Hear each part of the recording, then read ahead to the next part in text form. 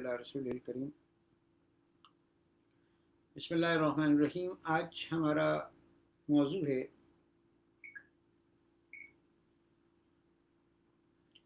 बिस्मिल्लाहिर्रहमानिर्रहीम आज हमारा मौजू है कॉन्स्टिपेशन या खुसरे मुज़मिन या कब्ज़। कब्ज़ जिसको उम्मुल अमराज भी कहा जाता है, जो बहुत सारे अमराज का सबब है। दुनिया में सबसे ज़्यादा मिसमैनेजमेंट या सिम्टोमेटिक ट्रीटमेंट कब्ज़ की ही की जाती है। इस अलामती इलाज करने की वजह से बहुत सारे लोग बहुत सारे अमराज का शिकार हो जाते हैं। कब्ज़ का इलाज समझने के लिए पहले कब्ज़ की माहियत को समझना पड़ेगा कि नॉर्मल फिजियोलॉजी ऑफ डेफिकेशन या मुनाफिल अज़ा ऑफ हुस्र की क्या है।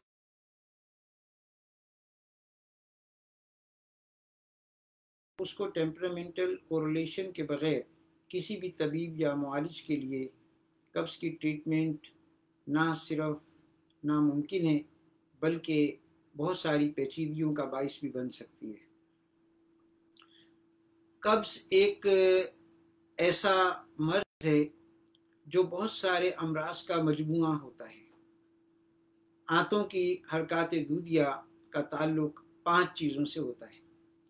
एक, ब्लड सप्लाई के ब्लड सप्लाई में ब्लड के अंदर न्यूट्रिशनल मटेरियल कितना है, उसकी पावर कितनी है, ऑक्सीजनेटेड ब्लड कितना मिल रहा है आंतों को, कहीं वेस्कुलर ब्लॉकेज तो नहीं है आंतों की। दूसरा, आसाबी तरसील या पैरासिम्पैथेटिक सप्लाई के वेगस नर्व की सप्लाई जो है वो नॉर्मल है या नहीं। तीसरे नंबर पे कॉन्जुगेटेड बाइलरुबिन के जिसने फैट की इमल्सिफिकेशन करनी है और आंतों की हरकत दूधिया को भी तहरीक देनी है। चौथे नंबर पे लबलबे के अफराजात या पेंक्रियाटिक सेक्रीशन, लाइपेज, अमाइलेज वगैरह। और पांचवें नंबर पर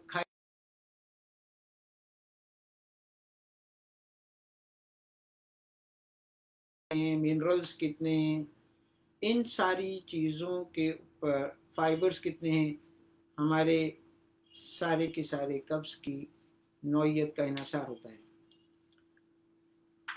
दुनिया में कब्ज़ का इलाज, सबसे ज़्यादा गलत इलाज कब्ज़ का ही किया जाता है। अक्सर लोग कब्ज़ के लिए सिर्फ इसबगोल का इलाज, इसबगोल या मुसिल अद्वियात का इस्तेमाल करते हैं, जिसकी वजह से आंतों में या तो आंतों की हरकतें दूधिया आहिस्ता आहिस्ता ख़त्म हो जाती हैं और ये लेसदार मादे आंतों में चिपक जाते हैं, या मुसलात देने की वजह से परगेटिव और लेगेटिव दवाइयों के कसरत इस्तेमाल से आंतों में खराश पैदा हो जाती है। तो कब्ज़ की वजूहात जो हैं वो जानना बहुत ज़रूरी है। मालिजीन ने इसको दो हिस्सों में, बड़े हिस्सों में तकसीम किया है। एक गैस्ट्रोइंटेस्टाइनल कॉजेज़ और एक नॉन गैस्ट्रोइंटेस्टाइनल कॉजेज़। मैदे और आंतों के बहुत सारे अमराज की वजह से भी कब्ज़ पैदा हो जाती है। बहुत सारी अद्वियात के मुसलसल इस्तेमाल से, मसलन ओपाइड्स डेरिवेटिव, एंटीकोलिनर्जिक ड्रग, मुसक्किन असाब अद्वियात, अफ्यून के मुरक्कबात, ओपाइड डेरिवेटिव्स जिनको कहते हैं, कैल्शियम चैनल ब्लॉकर जो अक्सर ब्लड प्रेशर की अद्वियात हैं, इन सब दवाइयों की वजह से भी साइड इफ़ेक्ट के तौर पे कब्ज़ पैदा हो जाती है। नीज़ गैस्ट्रोइंटेस्टाइनल डिसऑर्डर्स के अंदर स्ट्रक्चर्स जो हैं वो और गैस्ट्रिक कैंसर, इंटेस्टाइनल कैंसर भी ख़ास तौर पे काबिल ज़िक्र हैं। लिहाजा मुआलिज को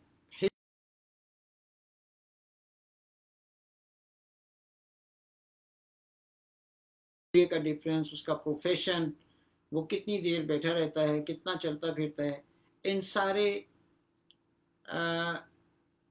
अवामिल को मद्देनज़र रख के कब्ज़ का नुस्खा तजवीज़ करना चाहिए। लिहाजा जैसे हमने मुख्तलिफ लेक्चर्स में कहा कि हमारा जिस्म 4 एनर्जीज़ के ऊपर मुश्तमिल है: mechanical energy, chemical energy, electrical energy और एटॉमिक एनर्जी। मैकेनिकल एनर्जी हमारे मसल्स में बनती है और हमारे उज़लात को तहरीक देती है डाइट 1 और 2 से मेंटेन होती है। केमिकल एनर्जी केमिकल रिएक्शन से बनती है, हमारे हेपेटोसाइट्स में बनती है। एक जिगर के खुलिये में 500 केमिकल रिएक्शन साइमल्टेनियसली हो रहे होते हैं। मेटाबॉलिज्म यानी इस्तेहाले का अमल भी जिगर के अंदर हो रहा होता है, और उससे ख़ास तौर पे एनर्जी और कोलिनर्जिक मुरक्कबात जो हैं वो बनते हैं, जो हमारे जिस्म में तवानाई पैदा करते हैं और हरारत को मेंटेन करते हैं। नीस कॉन्जुगेटेड बाइलरुबिन भी जिगर में बनता है।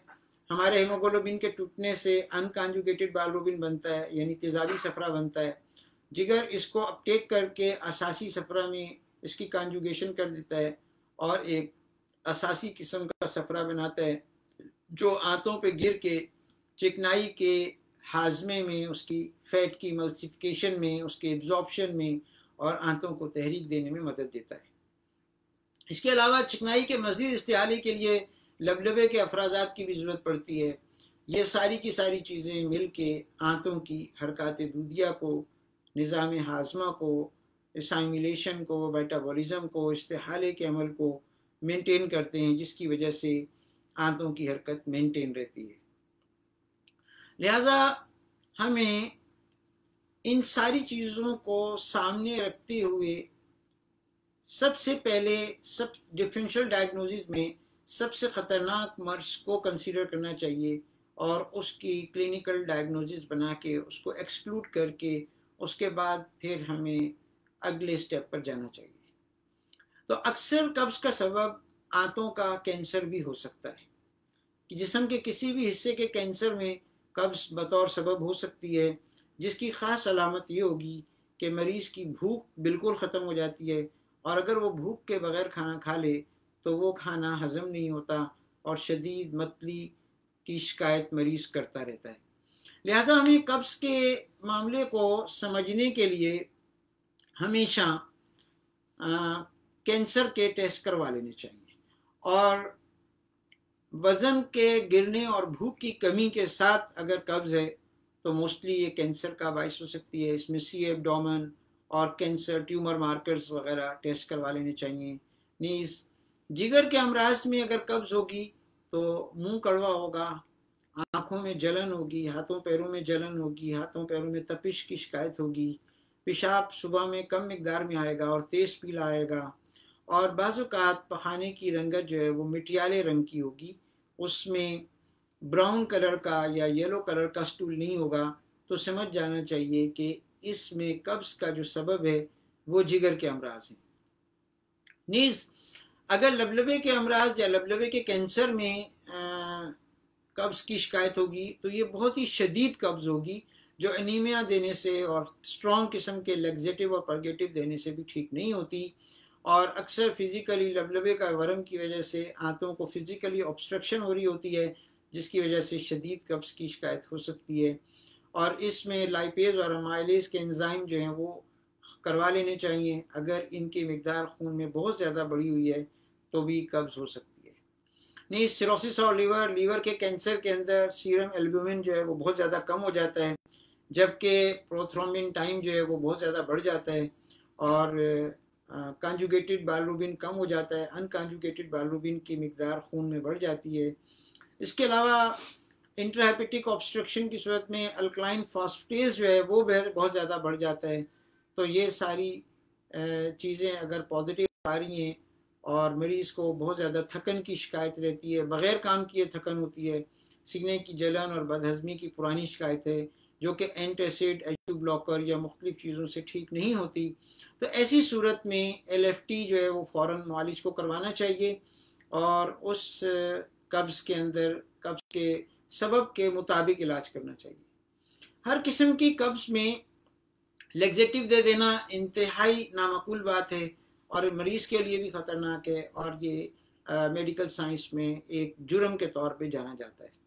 लिहाजा जब मुआलिज ये पूरी तसल्ली कर ले कि कोई फिज़िकल ऑब्स्ट्रक्शन नहीं है, अगर कब्ज़ के मरीज़ को 2 से 3 साल से ज़्यादा का अरसा हो चुका है लैक्सेटिव खाते हुए, और बग़ैर किसी सिगरेट पिए या बग़ैर कहवे के, चाय के, या बग़ैर किसी स्ट्रॉन्ग स्टिमुलेंट के अजाबत नहीं होती, तो इस सूरत में मुआलिज को नुस्खा लिखने से पहले तशख़ीस पे तवज्जो देनी चाहिए। लिहाजा CBC, ESR, CRP, LFT, CT scan, stool DR, ये सारे टेस्ट मुआलिज को करवा लेने चाहिए। इसके बग़ैर इलाज करना इंतहाई ख़तरनाक साबित हो सकता है। नीज़ जितने भी अमराज हैं, मिसाल के तौर पे इरिटेबल बाउल सिंड्रोम है, उसमें कभी कॉन्स्टिपेशन और कभी डायरिया की शिकायत होती है, ठीक है। और बाज़ औक़ात अगर स्टूल में हार्ड स्टूल है और उसमें ब्लड आने की शिकायत है तो बवासीर हो सकती है, एनल फिशर्स हो सकते हैं, नवासीर बवासीर की शिकायत हो सकती है। लिहाजा इस सूरत में भी मरीज़ के अक्सर मालिज उसका मुआयना करने से कतराते हैं या इग्नोर कर देते हैं, जिसकी वजह से वो पेचीदगियों में चलता चला जाता है। लिहाजा बवासीर में भी कब्ज़ जो है वो मुज़मिन कब्ज़ की मरीज़ को शिकायत रहती है। नीज़ ये कि कब्ज़ का ताल्लुक़ अगर दिमाग से है तो उसमें अमूमन मरीज़ अपनी नींद पूरी नहीं कर रहा होता, रात को देर से सोता है और सुबह जल्दी उठने के बजाय सुबह उठता भी अल्टीमेटली देर से है, जिसकी वजह से उसको जिस्म की तबई हरारत पूरी नहीं हो पाती और दिमागी कमज़ोरी, ज़ोफ़, निस्यान, इस तरह की शिकायतें भी पैदा हो जाती हैं। नीज़ वो लोग जो कसरत से तंबाकू और चाय का इस्तेमाल करते हैं, इसमें भी सौदावियत बढ़ जाती है, एसिडिटी जिस्म में बढ़ जाती है, जिस्म का एसिड लेवल बढ़ जाता है, गैसेस बढ़ जाती हैं, तबखीर की शिकायत होती है, अक्सर सीने की जलन की शिकायत होती है और बहुत देर तक ये सारी शिकायतें रहने की वजह से मरीज़ बेख्वाबी का भी शिकार हो जाता है और उसको चाहने के बावजूद, मौका मिलने के बावजूद भी उसको वक्त पे नींद नहीं आती, रात देर तक जागता रहता है और ये सारी की सारी चीज़ें असाबी तरसील को यानी पैरासिम्पैथेटिक सप्लाई को डिस्टर्ब करती हैं। और साइकोसोमेटिक डिसऑर्डर में भी अक्सर कॉन्स्टिपेशन होती है, खौफ की हालत में, इस्तराब की हालत में, स्ट्रेस की हालत में भी अक्सर मरीज़ों को, क्योंकि पैरासिम्पैथेटिक डिसडिस्ट्रीब्यूशन हो जाती है कि वो एसिटाइलकोलिन जिसने आंतों को तहरीक देनी थी, यही एसिटाइलकोलिन ब्रेन सोचने और समझने में भी इस्तेमाल करता है। तो लिहाजा जो लोग ओवर रिकॉलिंग करते हैं, एक हिसाब किताब को बार बार करते हैं, बार बार चीज़ों को सोचते हैं और अपने डिसीजन पर मुतमईन नहीं होते और बार बार अपने डिसीजन चेंज कर रहे होते हैं, तो ये लोग भी अक्सर कब्ज़ का शिकार होते हैं। लिहाजा मुआलिज को चाहिए कि इन सारी चीज़ों को देखें। नीज़ कब्ज़ के मरीज़ को एनीमिया की शिकायत तो नहीं है, ब्लड एनीमिया यानी उसका हेमोग्लोबिन लेवल और उसका ESR और उसका CRP, इन तीन चीज़ों में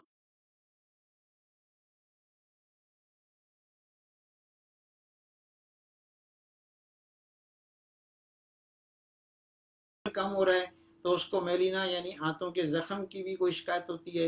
इसके साथ अगर सीने की जलन और काला पखाना आने की शिकायत है, स्टूल का कलर अगर ब्लैक है, तो ये डेफिनेटली आंतों में ज़ख्म होने की तशख़ीसी अलामत है। तो वहाँ पे ड्यूडेनल अल्सर्स पे, इंटेस्टाइनल अल्सर्स के ऊपर जो है ना वो डायग्नोस करना चाहिए, एंडोस्कोपीज करनी चाहिए, सिग्माइडोस्कोपी करवा लेनी चाहिए और उस ज़ख्म की लोकेशन को, उसकी नौयत को हमें ट्रीट करना चाहिए और जानना चाहिए। लिहाजा आप मजमूई तौर पे जो एक सवालनामा मुआलिज के लिए बनेगा वो कब्ज़ के साथ उसकी एसेसरीज़ का बनेगा कि मरीज़ को कब्ज़ के साथ सीने की जलन तो नहीं है, मरीज़ को कब्ज़ के साथ काले रंग का पखाना तो नहीं आता, मरीज़ को कब्ज़ के साथ मुंह कड़वा तो नहीं होता, हल्के बुखार की शिकायत तो नहीं है। अक्सर बुखारों में पहली अलामत कब्ज़ और सर का दर्द होता है। मसलन टाइफाइड की इब्तदा भी इन दो चीज़ों से होती है कि मरीज़ को हर वक्त सर के दर्द की शिकायत और सख्त पकाना आने और देर तक वॉशरूम में बैठना पड़ता है और उसको कॉन्स्टिपेशन होती है। इसके अलावा मलेरिया की इब्तदा में भी अक्सर मलेज यानी पूरे जिस्म में थकन और दर्द की शिकायत होती है, कब्ज़ की शिकायत होती है।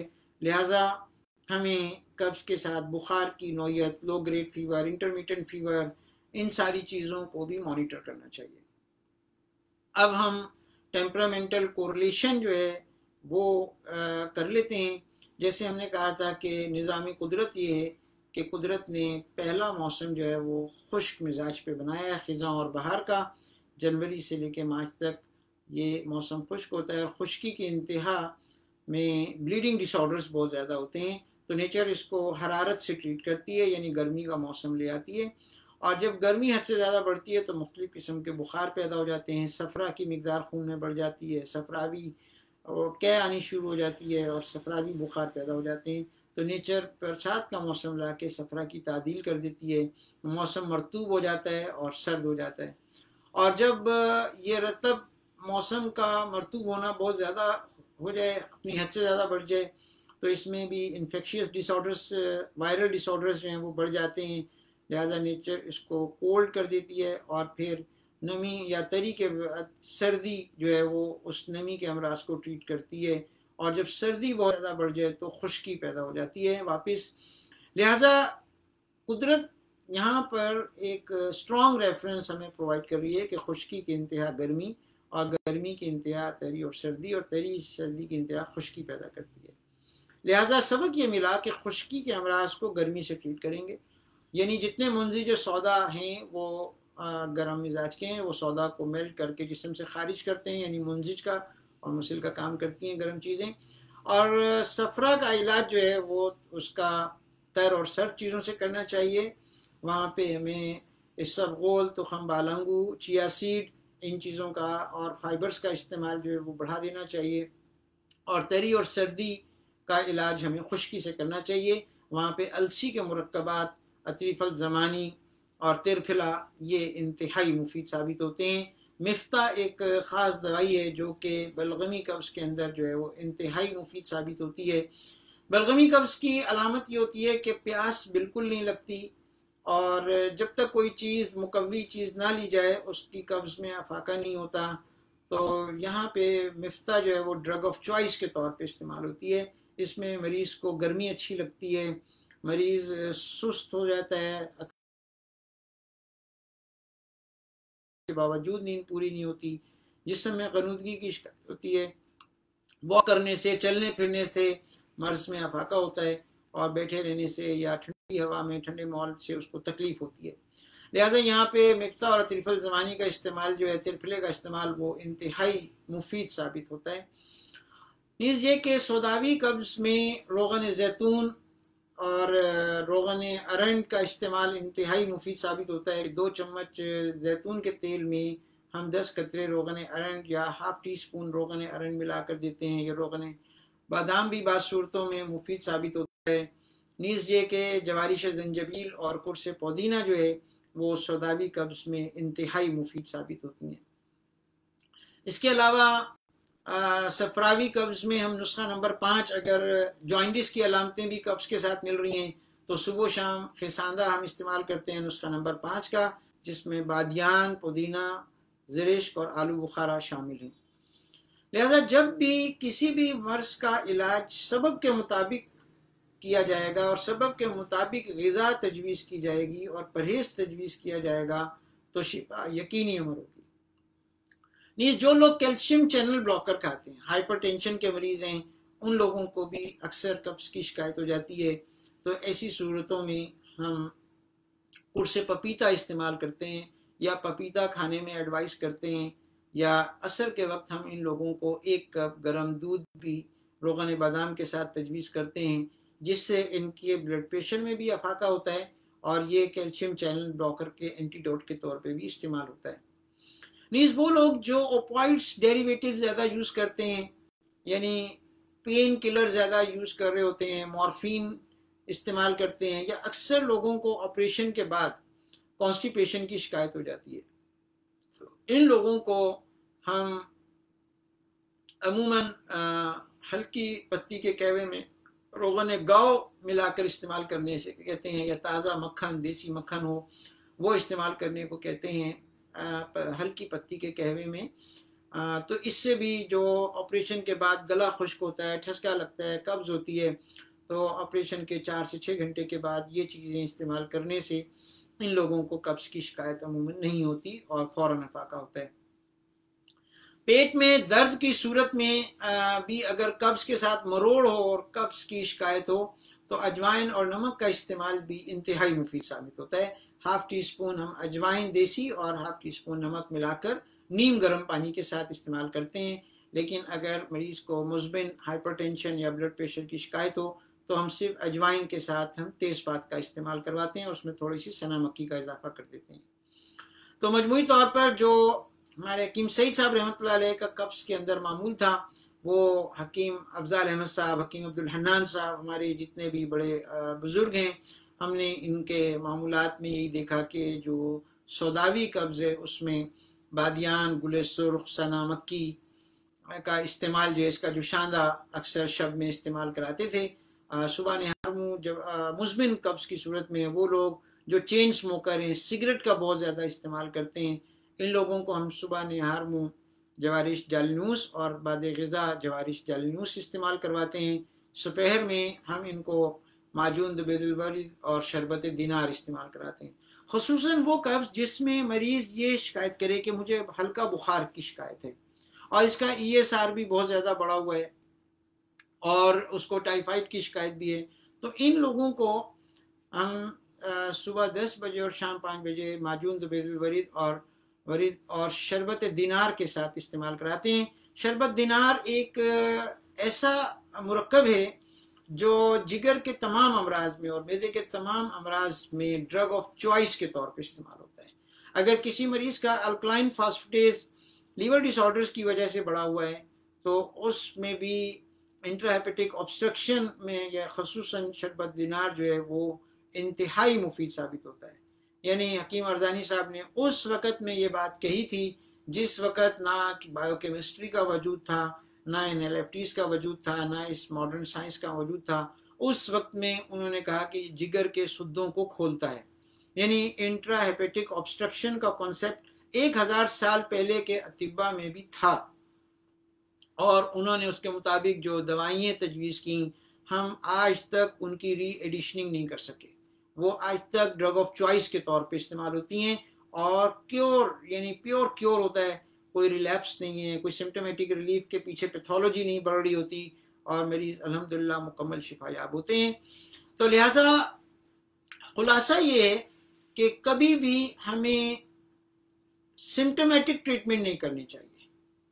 ठीक है कि जो लोग अक्सर लेग्जेटिव ले रहे होते हैं, रोगन अरन का इस्तेमाल करते हैं, यानी कैस्टर ऑयल यूज़ कर रहे होते हैं, मुख्तलिफ़ किस्म की कब्ज़ की फकियाँ इस्तेमाल कर रहे होते हैं, यही चीज़ें आंतों में बड़ी ऑब्स्ट्रक्शंस का बाइस बन जाती हैं और आंतों के गिरने का बाइस बन जाती हैं। लिहाजा मैकेनिकल चैनल को स्ट्रॉन्ग करने के लिए डाइट 1 और 2 की ज़रूरत है और केमिकल चैनल को स्ट्रॉन्ग करने के लिए जो लुब्रिकेशन पैदा करता है और आंतों में हरारत पैदा करता है, यानी हरारत गरीजिया को बढ़ाने वाला चैनल है, ये ग़िज़ा नंबर 3 और 4 से मेंटेन होता है। और इलेक्ट्रिकल चैनल जिसको हम न्यूरोजेनिक चैनल भी कहते हैं, ये असाबी तरसील यानी वेगस नर्व के थ्रू इसको इनरिच करने के लिए हमें इलेक्ट्रिक पावर को बढ़ाने के लिए डाइट नंबर 5 और 6 का सहारा लेना होता है। और नीज़ ये कि अपने इलेक्ट्रोलाइट बैलेंस और वाटर बैलेंस को भी ख़ास तौर पे ख्याल रखना चाहिए। तो पानी पीने में भी 4-5 एहतियातें हैं कि भाई निहार मुँह पानी नहीं पिया जाए, ठंडा पानी ना पिया जाए, खाने से आधा घंटा पहले पानी पिया जाए, खाने के 2 घंटे के बाद पानी पिया जाए और जब प्यास लगे जब पानी पिया जाए और अपनी रिच फाइबर डाइट का इस्तेमाल किया जाए। इसके अलावा मोहतरम हकीम सईद साहब रहमतुल्लाह अलैह गंदुम के आटे में और हमारे दूसरे अतिब्बा इकराम जो असातिज़ा इकराम थे वो भी गंदुम के आटे में ये जो हम छान अलहदा कर देते हैं इसकी भी सख्ती से मुमानियत फरमाते थे कि मोटा आटा इस्तेमाल किया जाए, चक्की का लाल आटा इस्तेमाल किया जाए जिसमें रिच फाइबर्स होने चाहिए क्योंकि इन फाइबर्स में सारे मिनरल्स और वाइटामिन का ख़जाना है। तो इन सारी चीज़ों को नीज़ खाने के वक्त को ठीक किया जाए कि सुबह निहार मुँह हम फजर के बाद जल्द अज जल्द नाश्ता करने की कोशिश करें। नाश्ते में मुज़मिन कब्ज़ के मरीज़ों को बादाम और किशमिश ज़रूर इस्तेमाल करनी चाहिए और बलगमी अमराज जब हों, सर्दियों का मौसम हो तो हमें आंवले का मुरब्बा इस्तेमाल करना चाहिए। नीज़ ये कि फरवरी, मार्च, अप्रैल के महीने में फिर हमें अप्रैल से लेके जून तक जंजबील का मुरब्बा यानी अदरक का मुरब्बा इस्तेमाल करना चाहिए। तो ये सारी की सारी चीज़ें अगर कब्ज़ की सिम्टोमेटिक ट्रीटमेंट से इसहाल लग जाएं तो हमें उसे मुरब्बा बेलगिरी से कवर करना चाहिए कि अगर कोई परगेटिव दवाई खाने से इसहाल हो जाएं तो हमें फिर फ़ौरन कोई काबिज़ दवाई नहीं लेनी चाहिए, बल्कि आंतों के मुकव्वियात जिसमें जवारी शामला, जवारी शमस्तगी और मुरब्बा बेलगिरी शामिल हैं, शरबत हब्बुल आस है, तो इन हल्की काबिज अद्वियात का इस्तेमाल करना चाहिए। जो लोग डायरिया में strong anti diarrhoeal drug use करते हैं, इन लोगों को भी कब्ज हो जाती है। खसूसन लोमोटिल एक दवाई है जिसमें जो इमोडियम एक दवाई है, ये सारे अफ्यून के मुरक्कबात हैं, इनके ज़्यादा इस्तेमाल से भी कब्ज़ की शदीद शिकायत हो जाती है।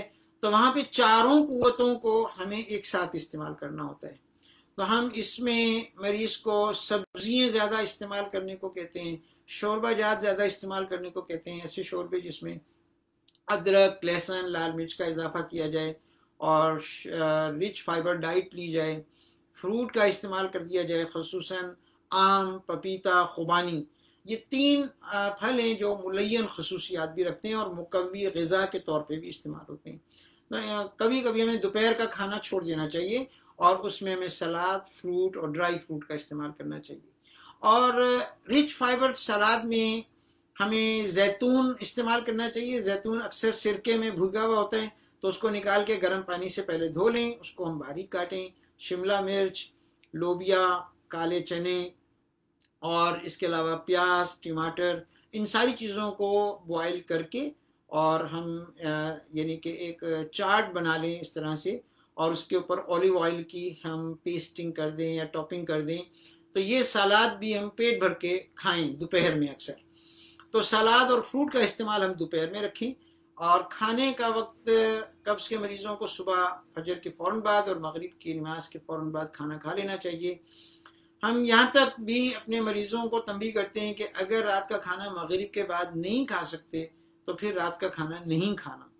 फिर आपने लेट नाइट में ड्राई फ्रूट खा लें जिसमें अखरोट है, पिस्ता है, चिरगोज़ा है, ये 3 फ्रूट। हाँ, ड्राई फ्रूट में कब्ज़ के मरीज़ों को काजू और मूंगफली का इस्तेमाल नहीं करना चाहिए। नीचे के फ्रूट और ड्राई फ्रूट खा लिया जाए या 1 कप गर्म दूध पी लिया जाए, ये काफ़ी है। नीज ये कि कब्ज़ के मरीज़ों को बेकरी आइटम भी इस्तेमाल नहीं करने चाहिए, ख़ास तौर पे चावल, चिकन, चिप्स, चाट और खट्टी चीज़ें, ठंडी चीज़ें, इन चीज़ों का, पिज़्ज़ा, बर्गर, कोल्ड ड्रिंक का सख्त परहेज़ करना चाहिए। आजकल जो कब्ज़ ज़्यादा देखने में आ रही है, उसकी सबसे बड़ी वजह ये जंक फूड है। जंक फूड में कैलोरीज नहीं होती, ग़िज़ाइयत नहीं होती, तो लिहाजा मोटापा भी हो जाता है और जिस्म के लिए एक बोझ भी हो जाता है और कई अमराज का यानी कि जो है वो सबब बनता है और फिर आदमी की ज़िंदगी जो है अजीरन हो जाती है। लिहाजा कब्ज़ एक अलामत ही नहीं है, बल्कि ये बहुत सारे अमराज का मजमुआ है। ठीक है, मुआलिज को चाहिए कि बर वक्त तशख़ीस करने में, टेस्ट करवाने में, इन्वेस्टिगेशन करवाने में कभी भी ताख़ीर ना करे, क्योंकि उसकी ज़रा सी ताख़ीर मरीज़ के लिए इंतहाई ख़तरनाक साबित हो सकती है, कई अमराज के बढ़ने का सबब हो सकती है।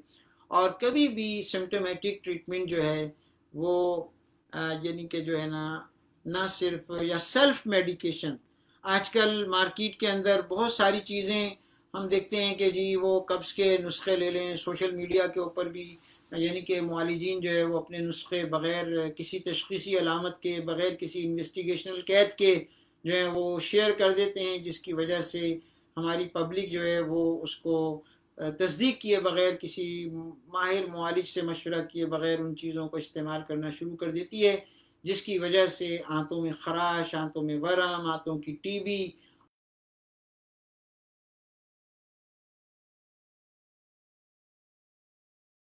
सारी चीज़ों के इस्तेमाल से हम ना सिर्फ मरीज़ को बहुत जल्द शिफा याब कर सकते हैं, बल्कि उसको आने वाले अमराज से भी बचा सकते हैं। तो ये हमारी एडवाइस है कि भाई अल्लाह ताला ने हर शख्स को एक यूनिक मिजाज अता किया है।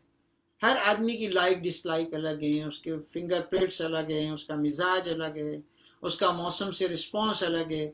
अल्लाह ताला ने इन मिजाजों को संभालने के लिए ग़िज़ाएँ अता फरमाई, निबातात पैदा फरमाई कि हमारी ऑर्गेनिक बॉडी है, ये कभी भी किसी इनऑर्गेनिक चीज़ को, किसी सिंथेटिक चीज़ को कबूल नहीं करती, बल्कि उसके ख़िलाफ़ मुदाफ़ियत पैदा करती है, उसके ख़िलाफ़ एंटीबॉडीज़ पैदा करती है, उसको अपना दुश्मन तस्वुर करती है। लिहाजा ये ऑर्गेनिक बॉडी को ऑर्गेनिक चीज़ों से ही ट्रीट करना चाहिए। नीज़ ये कि कवानीन कुदरत से बेस्ट तबीब कोई नहीं है, तबीयत खुद तबीब है, और तबीब का काम यह है कि इस अंदर के तबीब के मिजाज को पहचान के इसकी ज़रूरत को पूरा कर दे, तो ये उस असल तबीब की मदद करेगा, ये मुआविन तबीब। लिहाजा हम हर शख्स को ये समझाने की कोशिश करते हैं कि अल्लाह ताला ने जो मिजाज अता फरमाया, उस मिजाज के लिए जो निबातात पैदा फरमाई हैं, जो आपके मौसम के हिसाब से बदलती रहती हैं, आपके इलाके के हिसाब से बदलती रहती हैं, वही आपकी ज़रूरत है। तो बेमौसमी चीज़ों को खाना, कच्चे खाने खाना, बेवक्त खाना खाना, पिछले दिन के खाने को अगले दिन गरम गरम दोबारा गरम करके खाना। बाज़ लोगों की आदत ये होती है कि हफ्ते भर के खाने पका लिए और उनको फ्रीज कर दिया, और रोज़ाना, और वो फ्रीज भी किस में किया? प्लास्टिक की थैली में, और उस प्लास्टिक की थैली को गर्म कैसे कर रहे हैं? ओवन में। सुभान अल्लाह। अब ये यानी कि इसने यूं समझ लें कि डॉक्टरों की सरकारी नौकरी लगा दी, और दुनिया की कोई दवाई अब इस मरीज को ठीक नहीं कर सकती कि ये इसको अंदाज़ा नहीं है कि ये कितनी बड़ी खुदकुशी कर रहा है। लिहाजा इन सुस्तियों से बचना चाहिए। हम आसान हांडी पकाने के लिए बार बार चिकन पका लेते हैं कि जी जल्दी पक जाता है, जल्दी गल जाता है। ये बात नहीं है। उसमें आर्सेनिक की मिकदार है, उसमें बहुत सारे उसमें जो चीज़ें इस्तेमाल हो रही हैं, हर एक के चिकन जो है ना वो स्टैंडर्ड की नहीं है। आपको नहीं मालूम कि कौन से फार्म से आई है, इसको क्या ग़िज़ा दी गई है, इसको किस किस्म की वैक्सीन लगी हैं, इसको किस किस्म की दवाइयाँ दी गई हैं, ग़िज़ा दी गई है। लिहाजा हफ्ते में 2 दफ़ा खा लें, लेकिन मटन खाएं, ठीक है। हाँ, सर्दी के मौसम में और बरसात के मौसम में, बर्फ़बारी के मौसम में आप गाय का गोश्त भी यानी कि बीफ भी खा सकते हैं, और शोरबे की सूरत में गोश्त खाना इंतहाई मुफीद होता है। ये कढ़ाई गोश्त खाना, भुनी हुई चीज़ें खाना, भुनी हुई कलेजियाँ खाना, ये भी कब्ज़ का बहुत बड़ा बाइस है। लिहाजा कभी भी ग़िज़ाओं के इंटरेक्शन को भी समझना चाहिए।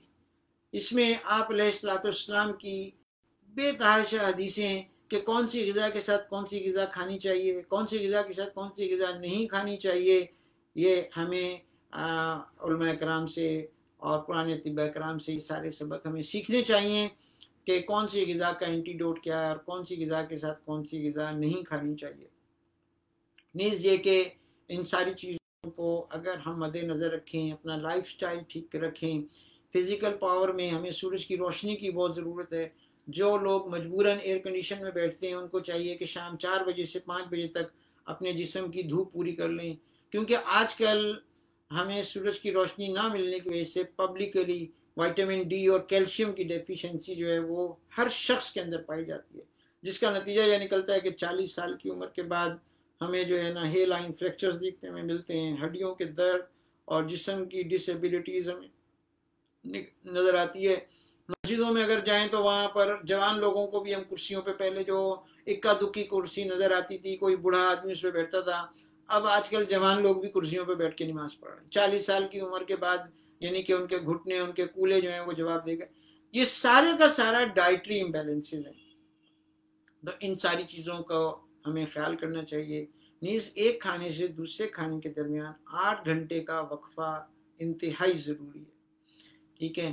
तो जब हम अपनी लिक्विड डाइट, फाइबर डाइट और इन सारी चीज़ों को, और सबसे बड़ा ट्रीटमेंट जो है कब्ज़ का है वो वॉक करना है, और वॉक के दरमियान मिसवाक करना बहुत ज़्यादा मुफीद है। जो कम से कम मिसवाक साबित है हदीस में आप अलैहिस्सलाम से 24 मरतबा और ज़्यादा से ज़्यादा 37 मरतबा। तो मिसवाक करने से इंटेस्टाइनल स्टिमुलेशंस होती है, सेक्रेटरी स्टिमुलेशंस होती हैं, तमाम अफराजात कामिल तौर पर निकल के हाथों को लुब्रिकेट करते हैं और हमें कब्ज़ से बचाते हैं। हम अपनी इतनी 25-30 साल प्रैक्टिस में हमने ये देखा कि जिन लोगों के गुर्दे फेल हो जाते हैं या जिन लोगों के जिगर फेल हो जाते हैं, सिरोसिस है वो लीवर हो जाता है, फेलियर, रीनल फेलियर हो जाता है, इनको ना गुर्दे का कोई मर्ज होता है ना इनको जिगर का मर्ज होता है, इनके बैकग्राउंड में कब्ज़ होती है। कब्ज़ क्यों होती है? कि हमारी एक आदत बनी हुई है कि रोज़ आटा खाना है, रोज़ चावल खाने हैं, और ये आटा चावल खा खा के इंटेस्टाइनल बैरियर क्रिएट कर देते हैं। हमारी पूरी विलाइज में ये आटा चावल ये स्टार्च जमा होता रहता है और एक आंतों के सरफेस पर एक स्ट्रॉन्ग बैरियर बन जाता है, जिससे नई ग़िज़ा क्या नया आने वाला फ्लूइड भी आंतों में जज्ब नहीं हो पाता। जब आंतों में ग़िज़ा जज्ब नहीं होगी तो लीवर ने मेसेंट्रिक आर्टरीज के जरिए ग़िज़ा को सक करके उसका मेटाबॉलिज्म करके एनर्जी में कन्वर्ट करना होता है। लिहाजा होता यह है कि लीवर अपने रिजर्वायर इस्तेमाल करके 10-12 साल आपको चलाता रहता है, लेकिन जब उसके रिजर्वायर ख़त्म हो जाते हैं और कब्ज़ का सही सबब के एतबार से इलाज नहीं होता तो लीवर फेलियर या लीवर सिरोसिस की शिकायत हो जाती है और पोर्टल हाइपरटेंशन होने की वजह से एसाइटिस की भी शिकायत हो जाती है। लिहाजा ऐसी सूरत में मरीज को चाहिए कि नीम गर्म पानी का इस्तेमाल बढ़ा दे। जब भी प्यास लगे अदरक का कहवा पिए, नीम गर्म पानी पिए, शोरबे ज़्यादा यानी करी यानी सालन की मिकदार बढ़ा दे, और रोटी और चावल को कुछ दिन के लिए बिल्कुल बंद कर दे और फ्रूट ड्राई फ्रूट और शोरबे पर आ जाए। इससे कुछ अरसे में आंतों पे जमी हुई जो तह है आटे और चावल की वो धुल जाएगी और ग़िज़ा क्या पानी और प्याज और रोटी से भी आदमी के जिस्म में वो क़ुव्वत मिलेगी जो शायद मुश्क अंबर ज़ाफ़रान जैसी दवाइयों से भी ना मिल सके। तो जो लोग मुस्तकिल दायमी कब्ज़ के शिकार हैं, आसाबी तनाव बहुत ज़्यादा है, स्ट्रेस बहुत ज़्यादा है, तो इन लोगों को हम दवाउल मिस्क और सोमीना इस्तेमाल करने को मशवरा देते हैं। नीज़ ऐसे जो साइकोसोमेटिक डिसऑर्डर्स के पेशेंट हैं इनके लिए अरक अंबर भी हब्बे जवाहिर भी इंतहाई मुफीद साबित होती है। लिहाजा मुआलिज को चाहिए कि कभी भी परगेटिव दवाइयों और लेज़ेटिव दवाइयों के साथ मुकव्वियात देना ना भूलें। आंतों को क़ुव्वत देने वाली दवाइयाँ चीज़ें देना भी इंतहाई ज़रूरी होता है। और आखिरी एडवाइस हमारी मरीज़ों से है कि कभी भी सिम्टोमेटिक ट्रीटमेंट सेल्फ मेडिकेशन पर ना जाएं। आपके पास एक बहुत बड़ी नेमत हमदर्द मतब की सूरत में मौजूद है, जो हमारे मुआलिज आपको ऑनलाइन कंसल्टेशन भी दे रहे हैं। मतबों में हमारे माहिर अतिब्बा कराम अल्लाह के फजल से हमदर्द यूनिवर्सिटी के मुस्निद मौलिजीन मौजूद हैं आपकी खिदमत के लिए। तो हमेशा उनसे आप अपना नुस्खा तजवीज़ करवाएं और बड़ी खुशनसीबी है कि ये मुफ्त मशवरा आपको ऑनलाइन भी दे रहे हैं, फ़िज़िकल भी दे रहे हैं। लिहाजा अपना इलाज कभी भी किसी गैर मुस्तनिद मुआलिज या फेसबुक या सोशल मीडिया के टोटकों से ना करें, बल्कि हमेशा तशख़ीस करवा के ही इलाज करें। बहुत शुक्रिया, जज़ाकुमुल्लाह, अस्सलामु अलैकुम। आपके सवालों के जवाबात के लिए हम मौजूद हैं। अगर हमारे जो इस वक्त लाइव सुनने वाले साथी हैं अगर कोई सवाल पूछना चाहें तो कुछ मिनट हमारे लेक्चर्स के बाकी हैं तो हम इंशाल्लाह आपके जवाबात देंगे। बहुत शुक्रिया। एक साहब ने पूछा है कि अनकंट्रोल्ड ब्लड प्रेशर की वजह क्या है। तो अनकंट्रोल्ड ब्लड प्रेशर की वजह हम अपने ब्लड प्रेशर के लेक्चर में रमज़ान के दौरान बता चुके हैं। उसमें भी मिजाज के मुताबिक ही इलाज करना होगा। अगर बलगमी कैफियत है तो लौंग दारचीनी का कहवा जो है वो इंतहाई मुफीद साबित होता है। इसके अलावा अनकंट्रोल्ड हाइपरटेंशन में दवाउल मिस्क मोतदिल सादा और अर्के गुलाब के साथ इस्तेमाल करना इंतहाई मुफीद साबित होता है। और अनकंट्रोल्ड हाइपरटेंशन की पहले कोई ना कोई सेकेंडरी वजह होगी जिसको एवेल्यूएट करना चाहिए कि कोई रीनल फेलियर तो नहीं है, कोई एड्रीनल कार्सिनोमा तो नहीं है, या कोई वेस्कुलर डिजीज़ तो नहीं है। इन सारी चीज़ों को देखना इंतहाई ज़रूरी है।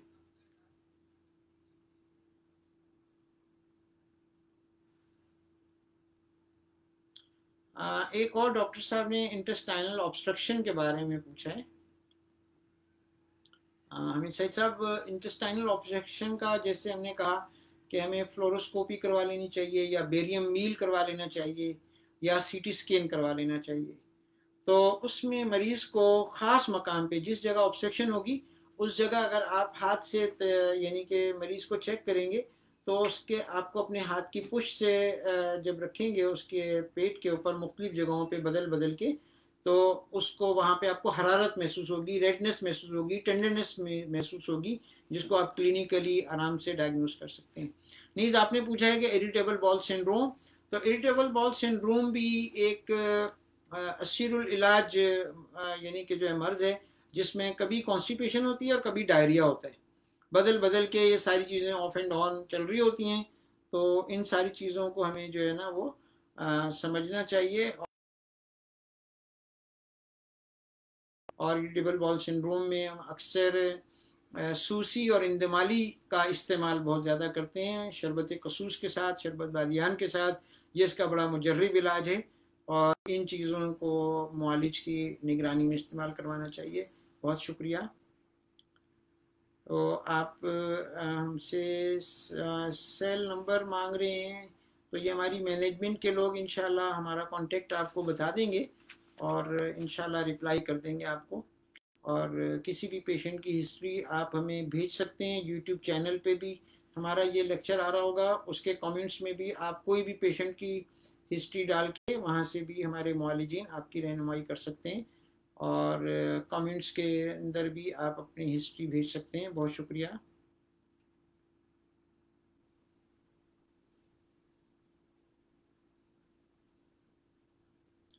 तो ये आपके तकरीबन सारे ही सवालात के अल्हम्दुलिल्लाह जवाबात हो चुके हैं। तो इंशाल्लाह फिर अगले प्रोग्राम में हम हाजिर होंगे। बहुत शुक्रिया। जज़ाकल्लाह। अस्सलाम वालेकुम।